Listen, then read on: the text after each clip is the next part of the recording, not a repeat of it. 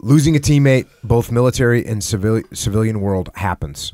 How do you assist and promote healing and growth within a team that has lost a pivotal member? What do you do when the emotional toll leaves your guys unfocused and is creating unacceptable risks?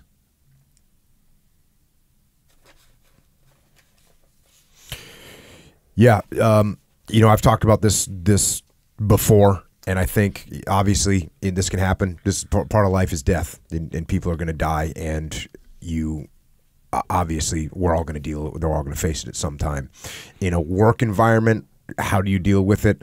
One of the things that I always say is get back to work, right? Yes, you're going to mourn. Yes, you're going to have your memorial services, and then you got to get back to work.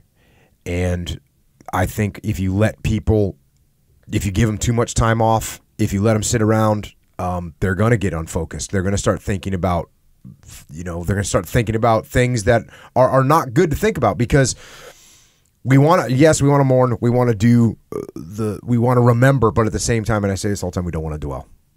You don't want to dwell in the past. You want to remember, but don't dwell. So I say get back to work. Going back to what we talked about earlier, find out what your next mission is going to be. You have more of a reason to achieve your mission because you lost someone that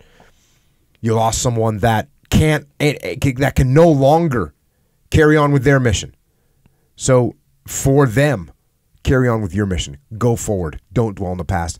Anybody that you lost that you cared about, what would they want you to do? Would they want you to sit around and sulk and look at the ground? No. They'd want you to get your gear, get your mind set straight, and get back after it. So that's what I recommend. I think that's exactly right. And I think getting to work, the reason that's important is if these people, if that person died, and for the guys that we lost, like if we just gave up and walked away, that means they died in vain for nothing. And we're not going to do that. We're gonna double, triple, quadruple down on that mission to make sure that we win, that their sacrifices weren't in vain. And I think that's helping the team understand what you're accomplishing and why they're doing what they're doing is incredibly important. And we wrote about that in Extreme Ownership and talk about it all the time. That understanding why and briefing the team and helping them understand why is critical. But focus on accomplishing that mission is what you got to do. I think the other thing too is do everything you can to take care of that person and their family.